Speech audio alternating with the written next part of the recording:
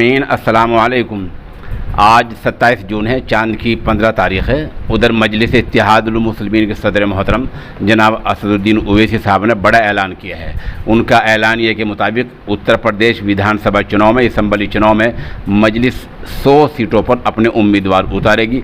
ऐसा ऐलान आज देर शाम AIMIM यानी मजलिस इत्तेहादुल मुस्लिमीन के सदर मोहतरम जनाब असदुद्दीन ओवैसी ने किया है।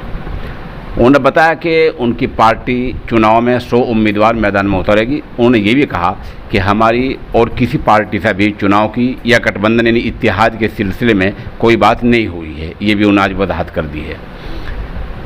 असदुद्दीन ओवैसी ने कहा कि उत्तर प्रदेश में होने वाले असम्बली चुनाव के मद्देनज़र ऑल इंडिया मजलिस इत्तेहादुल मुस्लिमीन ने भी कमर कसनी शुरू कर दी है और हम 100 उम्मीदवार मैदान में उतारेंगे। असल में ओवैसी साहब ने ट्वीट कर लिखा है कि उत्तर प्रदेश चुनाव को लेकर मैं कुछ बातें आपके सामने रख देना चाहता हूं। नंबर 1, हमने फैसला ले लिया है कि हम 100 सीटों पर अपने उम्मीदवार मैदान में खड़े करेंगे, अपने 100 उम्मीदवार मैदान में उतारेंगे।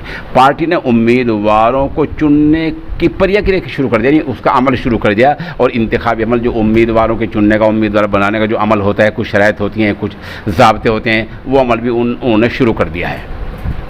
उधर उन्होंने कहा कि भागीदारी संकल्प मोर्चा के साथ हैं, ये भी कोई तंजीम है सियासी, उसके साथ ओवैसी साहब हैं, ऐसा आज उन्होंने ट्वीट करके लिखा है।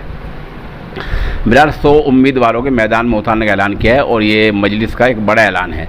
बता दें कि असदुद्दीन ओवैसी जहाँ जाते हैं वहाँ भीड़ बहुत हो जाती है, लेकिन उस भीड़ को वोट में बदलना ये एक मुश्किल अमल होता है, यही उन्हें समझने की ज़रूरत है।